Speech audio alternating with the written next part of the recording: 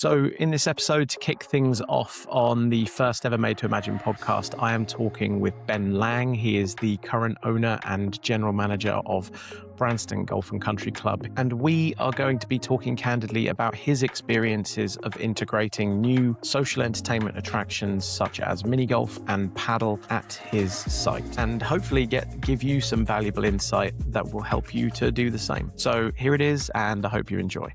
Thanks, Ben, for joining us today. So I just wanted to start, if you wanted to give a little bit of an overview of Branston Golf and Country Club, what you do for them, and and just a little bit about the history of the club. Yeah, okay. I'll try and keep it brief. Actually, in 2025, we celebrated our 50th anniversary of being a Branston Golf and Country Club. That actually, the first sort of 15, 18 years were as a small golf club. In 1992, 94, the previous owner acquired the club and then turned it from what was a sort of 9 and then 18-hole golf club with very sort of not many facilities, and then built the country club into what its current format is now.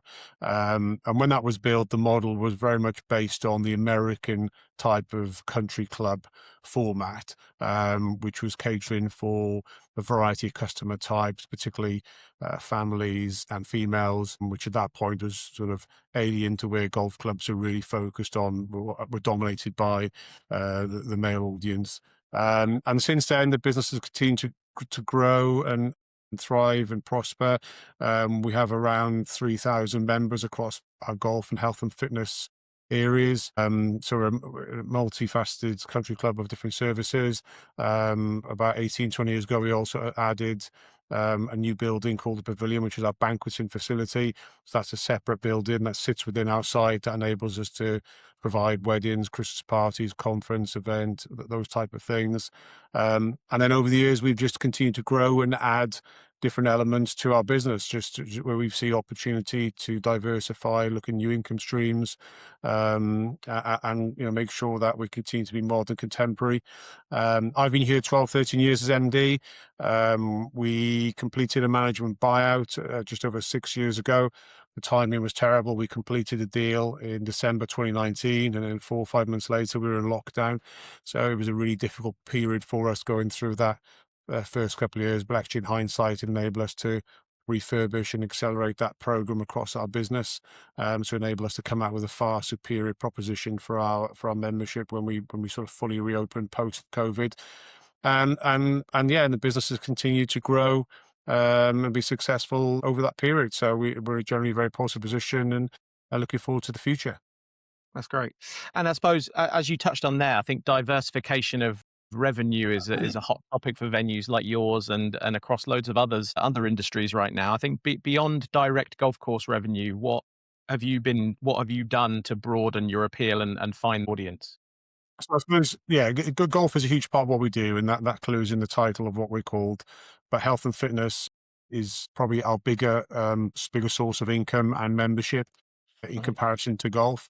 And that health and fitness membership, the service we provide is we've got a full gym, 3 wet side rooms, 17-meter pool, outdoor hot tub, 3 fitness studios, and a full service clubhouse. When I say full service, I mean, we open from 7 in the morning till 10 at night, pretty much 365 days a year from a food and beverage perspective to ensure we service those members through both golf and health and fitness. So, golf and health and fitness membership is key to our business.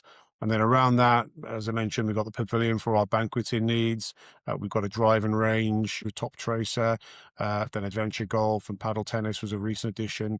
So we're always looking for new ways to drive our business, new income streams, and especially income streams that attract a new audience and convert at a higher profitability.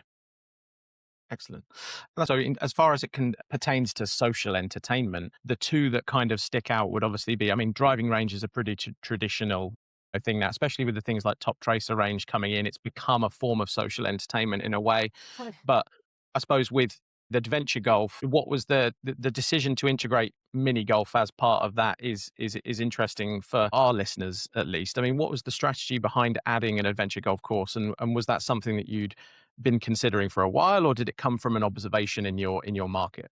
Yeah, it's something I've been thinking about for a while. We had pockets of land, if you like, within the estate that would lend itself to that, and it was always finding the right time, an opportunity to add it. I knew it would play well to our family dynamic. We've got, a very broad membership audience in terms of age range and children, women, men, and such like. And also we attract quite a high footfall to our facility for things like weddings and Christmas parties and the driving range and such like. So it always felt it would be a good fit for us. And because we have the operational resource on site to be able to manage something like that, it was always going to be an easier add-on to our business, because we always provide not just golf and leisure, but general hospitality and leisure services. So yeah, it was something I thought about.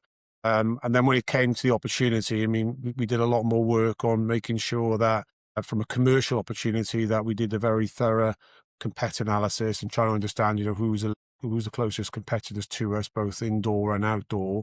And therefore really trying to fine tune the sort of the commercial aspect of it, that you're assured you will return on that investment. Cool. How does that competitive market look? Are you just looking at golf clubs locally, or are you looking at the stuff that's available from a social entertainment standpoint in Burton, other family attractions? How did that kind of manifest?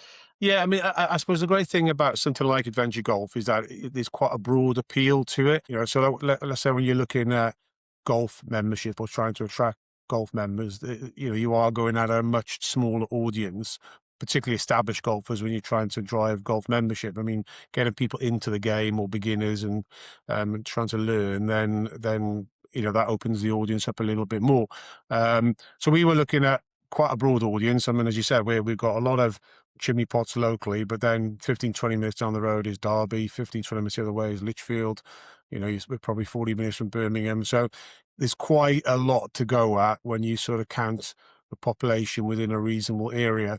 But I suppose the other element you're looking at with adventure golfer is golf or health and fitness maybe is a smaller competitor set. But then when you go into adventure golf, then you're looking at other activities where you're competing against. So let's take something like bowling as a leisure activity. Adventure golf will probably fall into something like that for family orientated activities. So yeah, while there's a bigger audience to go at, you're looking at different types of leisure activities that you're competing against. But so specifically, you're looking at what other venues that have adventure golf, mini golf of any sort, both indoors and outdoors, and then starting to sort of build your plan from there. Cool. And so just getting into once you'd kind of decided that that was the avenue that you wanted to take, when it comes to deciding who's going to be the person to do that and how are they going to do it, how did you end up working with our team to do that? Yeah, I mean, I'm a big believer in referrals, recommendations for these sort of projects. I think every company generally these days has a great website, is good at marketing, can sell you a good story. But I think there's nothing better than being able to go to venues operators who have utilized a specific company contractor and getting that feedback. So of a project of this scale, in terms of its investment, we always want to get probably at least three quote options to ensure we're getting value and comparing and seeing what the best options are. And then once we've sort of whittled it down from there, then I start asking them where they've put adventure golf courses in, and then asking them to open that dialogue with those venues to have that conversation. I mean, there's lots of factors around clearly the price. Having said that, price is not always the driver, I think, and I think I'm saying Greenspan were the most expensive. I can't remember what the various quotes were a few years ago, but it is about quality of product and service and support and backup. And I think you can always take a short-sighted view of saving a few quid on day one and then over time regretting that. Yeah. So, price isn't always the key driver, but being able to speak to other operators, and there was one operator or one venue in particular who had used Greenspan in that year, I think, prior to build an adventure golf course, who he knew reasonably well and had a relationship with, and that feedback was vital in that recommendation. And then just being able to see what other projects have been completed. Excellent. That's great. And appreciate that. And in terms of actually doing the project itself, I think one of the things that we find with pretty much all of our clients in the mini golf courses that we build is that there's always some sort of a design or an integration challenge. I mean, in terms of the plot that you had to put it on and finding the space to put it in, were there any challenges that you had to overcome with your particular design? Yes, I think, our plot was an area that was just overgrown with bramble and some trees and such like. I suppose one of the key challenges for us was that, or that it was perception of what adventure golf would bring to a country club environment. So Yeah. what I didn't want to happen was to have, we're an upscale country club membership, and then all of a sudden you got members coming into the club, and we're selling that sort of premium product for membership, and then you're coming in and there's volcanoes and dinosaurs and lights and what have you, and it wouldn't quite fit. So I was keen to sort of try and find a concept that would work, and what we did do with the designers is agreed that we came up with a sort of woodland type theme, which then enabled us to retain as many of the trees that were on site. And where some of the trees had to come down mainly because they weren't healthy, we then took those trees down to sort of a third of the size, with leaving the trunk, and then we put carvings in those trees to sort of create that woodland theme. So, the woodland theme then was in keeping with a country club model, rather than something that you might see on Blackpool Beach, which is very commercial in a harsher way, which is probably fine for that audience. Whereas we wanted to make something, if you can create a classy adventure golf, we want to try and do that so it felt in keeping with what we offer. Yeah, and it becomes kind of evergreen then as well, doesn't it? Where you don't have to feel like you're having to retheme or rejuvenate so soon down the line, because these things kind of go in and out of being popular, don't they? If you go for something that's too heavily themed, you have that potential for people to, I suppose, get a little bit kind of, it just ages a lot worse than maybe it would do otherwise. But no, having had a look, it's very much in keeping with the rest of the club, which is great. So I suppose every one of these projects kind of has its learnings. So I suppose what surprised you the most? I mean, I'm assuming this is the first mini golf course that you'd ever built. I mean, what surprised you most about the design and build process? Is there anything that you maybe would approach differently if you had the chance to do it again and the money to do it again? Would you do anything differently? I don't think so. I think what I'm a big believer in that if you have a utilize an expert, then give them the empowerment, autonomy to make decisions and be the expert. I mean, yes, we're the client, but give them the brief, and the brief was utilize this space. We don't want the dinosaurs and volcanoes, but and then I think they came up with a woodland theme that would work for us.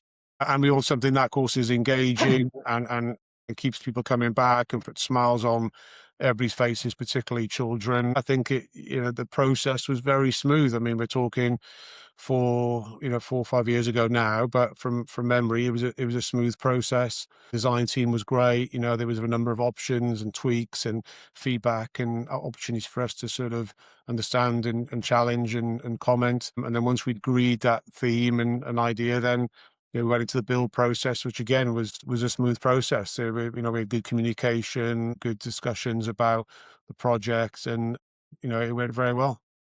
Excellent. No, I appreciate that.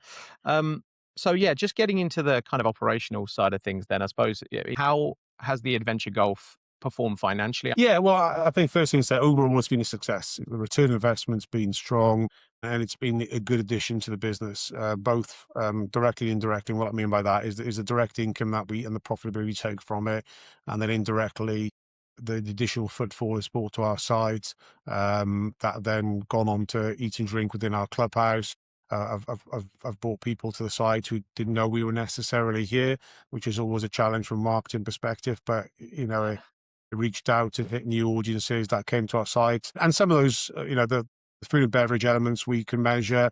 Some we don't necessarily know that somebody's come here and realised, oh, we got a wedding venue, or we could have a Christmas party, or the driving range exists. So there are probably a lot of other incremental income uplifts that we can't measure. But overall, it was a success. I think we were lucky, but we pushed hard when we made the decision to get the adventure course open for the school summer holidays, and that was the goal, to get it open by early July to sort of maximise that 6-7 week period. So we worked really hard with Greenspan, who also knew that and worked hard to help us achieve that. And then that first year, which was 2021, it was a bit of luck, but also planning, the fact that it was very much that, first year post-COVID. It was, I think, very much a staycation culture. If you recall, that time people weren't going abroad or traveling and wanted to stay in the UK. During that year, people were looking for lots of activities, and they combined the fact that it was a new local activity to do. We had a hugely successful first year financially. So, and whether that's part of that, it's a new activity and somebody puts it in as a new activity in your local market, there's probably an element of that. But we were also lucky with, I think, the post-COVID staycation period, people just weren't going away, Yeah. which really helped. Absolutely. And I think, it was that. I think we all felt it when we came out of COVID. I think, people were returning to the high street, for experiences, because we'd had such a severe lack of them. Everyone was wanting to get out, and we were desperate to go and do things, even the things that perhaps we'd taken for granted before COVID came along. So no, I remember it well. And I suppose from an operations perspective, again, I mean, was there any, does it significantly increase your operational demands, or did you have kind of efficiencies in sharing staff and resources with what you had on site already? To a degree. I mean, what we did is we put a dedicated kiosk in place for the meet and greet, because what's as important to us is the customer experience. That you come to site, particularly if you come in for the first time to play adventure golf or come into our facility and you come with a family, then the journey from the point of you getting here, so that having the right signage, taking people to the right area to park the car, to then get them to the adventure golf location, and then having that sort of human interaction. And that's why we built a dedicated kiosk area. I must say kiosk, it was quite large. We did literally look at a sort of wooden type, had to keep in theme with the woodland theme, but eventually we went to sort of unit, but then we got that wrapped with adventure golf theme to sort of have it in keeping. But then coming to have that experience and that meet and greet and that welcome and them talking them through and having interaction with the kids was all part of that. So initially, particularly through the school holiday periods, when it's busier, we staff it. Mhm. Tends to be younger staff, I think originally we were looking minimum 18, but over the last 3 or 4 years, that's become also 16, 17, 18-year-olds as well, to work from this. So there was an element of cost. And then during the quiet periods, we then would signpost people either to come to the main clubhouse reception or to the golf lodge, where they could go and pay and pick up their putter and balls and scorecard and such like. So yes, there is some cost, not a lot in terms of payroll, but that's very much justified during those peak busy periods where I think it's really important to have that experience. And then other times we can man it through other areas of our business, which minimizes the cost. So I think the great thing about adventure golf is generally once you've built it, it's a really high conversion to profit. I mean, the only really overhead is that payroll, which is not massive across the year.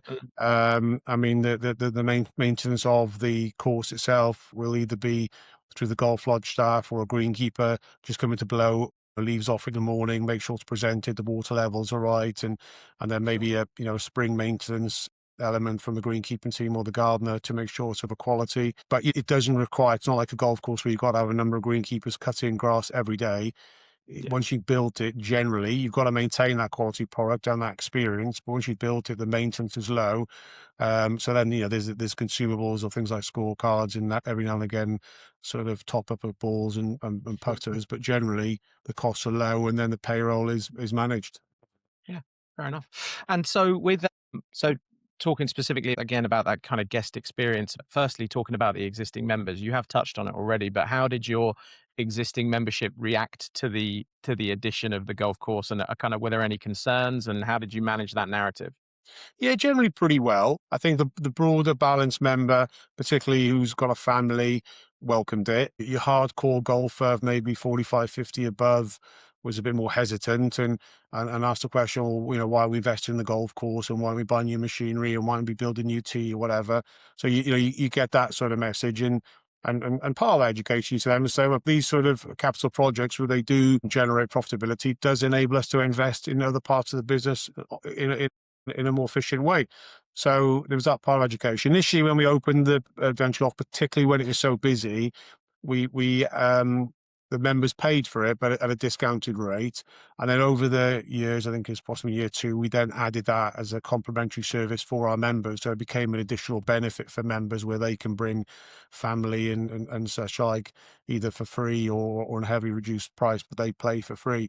So I think it's been a welcome addition. And I think like anything new, when it comes to your club, some people it's a bit alien to them, and I'm not quite sure where, it concerns some people where you going with this club, what you're doing, but also genuinely, from a golf perspective, I do believe that, adventure golf is probably the first time that a kid will get a club in their hands. So if you come along at 3, 4, 5 and you can walk and pick up a golf club, that's the first time that they will use it and understand maybe, what the game is about. It's involved with a club. And then it does start that journey. You move on then to the driving range and the short game area, and then eventually the golf course. So, from a golf perspective, we're all fishing in a very congested pool of membership to try and bring new golfers into the game. That sort of junior element or beginners is a great way of doing it. Yeah, absolutely. It's an interesting thing. The golf industry is going through as you've talked about probably on previous another podcast before, the way that competing for people's membership now is probably getting harder than ever, because you've obviously got some companies that are trying to generate loyalty in other ways than just being a member of a club. But with golf clubs, historically even, the way to generate membership is by cultivating them yourself, cultivating golf players from the grassroots level. So that's great that adventure golf can be a contributor to that, I think. I suppose we're in the UK, and mini golf is quite seasonal, let's call it, especially, like you say, outdoor woodland mini golf, and certainly all over the world as well. I mean, how have you managed that? I mean, does it attract different customer types in different seasons, or have you had to think creatively about how to keep it busy at the other times? Or do you just kind of accept that there are going to be times when it's popular and you kind of build your business model around summer golf and let it develop what it develops in the winter? How does that work? Yeah, I think the latter really. I mean, sort of an acceptance that there's a huge seasonality to it, and you really are looking, March, end of March if you're lucky, to October, where you've got that key period, and then particularly as you then within that sort of 6-7 month period, you're looking at all the school holidays, opportunities from the first half term through Easter, clearly leading up to that main 6-7 week holiday period. Without doubt, they are critical, and we do manage and create our marketing campaigns for specifically adventure golf around those periods, because people want to be outdoors doing that sort of activity. Then it's daylight today in January, cold, wet, miserable, grey. It's not as appealing, and we just don't get the volumes. We have tried various, our pricing model reflects that. We have become much more creative and flexible in pricing by having lower price points, or we offer like unlimited. So if you want to go around twice, it's just things that, during the autumn winter period, volumes are less. There's no getting away from that. I mean, it's a part of our business. I guess if it was your only business, then you'd be a bit more focused on it. But it's a part of our business, but we, not that we ever just switch it off from October to February. We do manage it, but we also know the better weather months are the months we've got to maximize it. And that's when we're very focused on delivering the experience, particularly marketing, the outreach, and then driving the volume, being very commercial with it. Excellent. That's great. And I suppose just we haven't got too much more time, but I wanted to just kind of get your perspective as an operator. I mean, if you were talking to another golf club owner right now, I suppose, what would you tell them about adding adventure golf? What would you say are the real kind of benefits, and what do you think that they need to be kind of realistic about if they're considering it? I think be open to it for first thing. See it as an opportunity, a commercial opportunity. Do your market research, do your competitor analysis, understand where the closest ones are to you. And if you do it, what can you do differently? What can you create as a point of difference that would become attractive to that? And then be aware that once you build and you can get reasonable volumes, conversion to profit is very high. And there are lots of areas in our business, and I know, across the golf industry in particular, for example, food and beverage clubhouses, are very, very low profit converters. And I know in lots of cases, particularly private clubs where they don't have a lot of the footfall, they're loss making parts of their business. So if you can find elements that if you can get them working, it's not a given. You can't show up an adventure golf course and hope that the masters come through. You've got to work at it. But once you've got it and you've got volumes coming through, then they can convert quite well. And it brings new audiences, new demographics to your people. You've got to make sure there's no conflict with what you've already got. If you're very high-end private club, you might go, well, it's going to conflict with what we do. But I'd be open to it because and also it's about having fun and bringing people to the game and juniors and youngsters particularly. And it is genuinely that first time a kid will get a club in a hand, which is a good thing. And it brings them to your club, and you've got to be open to that. And commercially they can work. They can be profitable. They can return on investments, and they can drive other parts of your business. Excellent. And I suppose you touched on it there, but we're seeing, kind of venues increasingly adding multiple attractions, even beyond the adventure golf. Some are adding high ropes, food concepts. Some are more experience focused, and they add like tech infusion or automation, like we've got with Top Tracer range. From your kind of vantage point, what do you think that venues should be prioritizing when they're choosing how to diversify their offering? I think in keeping with your market and what you offer, that isn't totally alien to what you already do. And adventure golf, I think, in the vast majority of clubs would fit in that model. We've just put paddle tennis in place, and that's very much a trend in the UK and a sporting growth. And we've done that over a year ago. We were the first in our area and one of the first clubs in the UK to do that. And we put 3 outdoor paddle tennis courts. We're a country club, so it fits within that model of sport and leisure and works really well. But again, that's been a great addition for us and driven volume and new audiences to the club. So I think you've got to be open to it. You just got to, golf clubs, if you're purely a golf club membership and society and golf don't visit, they're hard work to make, and because of the nature of the seasonality. I mean, your course is a spring, summer, sort of strength and benefit for golf, but because of what we do, we divert. Our income streams are pretty steady all year round. And that's really important to be able to not, get to October and think, right, we've got to batten down the hatches for 5 months now until spring, but to be able to have things in your business that drive footfall and spend and profitability. Yeah, absolutely. And so what on with that, looking ahead for Branston in particular, are there concepts or attractions that you're exploring as being the next step? You obviously mentioned that you'd added paddle. I mean, how do you think about the balance between sticking to that core golf offering or continuing to diversify into things like that? Yeah, I think what's important to say is golf and health and fitness, the membership model of our business, where we are member centric. So that will always be the key driver of our business, because that's what drives our profitability and drives our business. So we'll always make sure the member comes first. So we're always looking at new elements that, first of all, improve the membership proposition and deliver value and help keep us at the forefront of what we do. And that's really important. But also then when we look at additional income streams and business capex opportunities, do those elements, yes, they will drive new additional footfall, but also do they complement what we do? Adventure golf, paddle tennis fits within that country club model and benefits our members, whether like adventure golf, they get that complimentary, or whether they get a discount to play paddle tennis. Those are elements that sort of work within the club environment already and add to that sort of membership model. I mean, the next thing we're looking at the moment is a bit of accommodation. We've got planning permission in some lodges. We just want to add some accommodation without, again, it being the drive of our business. We don't want a big bedroom block where it's all about bums on beds and filling hotel rooms, but some sort of lodges would just add a new element. Yeah, continuously we're looking at different types of opportunity and income streams that will just enhance what we do, drive business, and look after our members. Sounds good. That's great.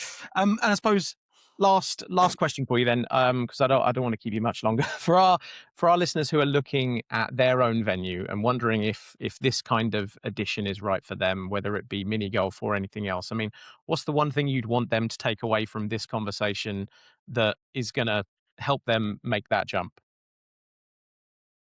I think be open to the opportunity, and do your commercials and think of the bigger picture, and think about these type of models can be very profitable, and it's hard to find sometimes profitable pockets within your business that convert well. Yes, there's a capital cost to put these things in place. They're not cheap in the grand scheme of things. but be open to it, I think, is the key, and explore it, because I think in a lot of cases, if you approach it in a positive way, then you can be very pleasantly surprised.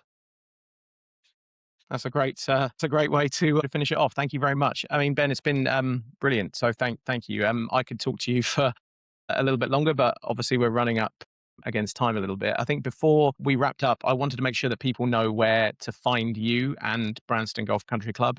Where should listeners and watchers go if they want to learn more or get in touch? Yeah, so I mean, have a look at our website, Branston Golf and Country Club. I mean, it's a website that gives you all the information and background of what we do. We're located in Staffordshire, just outside Burton upon Trent, off the A38, so we're very central. And yeah, if anybody wants to come and visit or pick my brains, if you're an operator, I'm always happy to have conversations and help where I can. Good stuff. Perfect. And yeah, for everyone listening and maybe watching, if you found this valuable, here's what we'd love you to do. First, if you haven't already, subscribe to the Made to Imagine podcast on YouTube, Spotify, or however and wherever you listen to your podcasts. New episodes will be dropping all the time. As you may know, the Made to Imagine pod is brought to you by Greenspan. So if you do want to follow us on Instagram and LinkedIn, you can find us at Greenspan_projects, or head to greenspanlimited.com for more information. And finally, if this episode resonated with you, if you've got something out of listening you can actually use in your venue or business, then please share it, send it to a colleague, drop it in a group chat with your leadership team. We want to keep creating great content, and these small acts help us to do that. Thanks to Ben for being here and being so generous with his time and his insights. Thank you, Ben. And that's the journey from imagination to something real. This is Made to Imagine, and see you next time.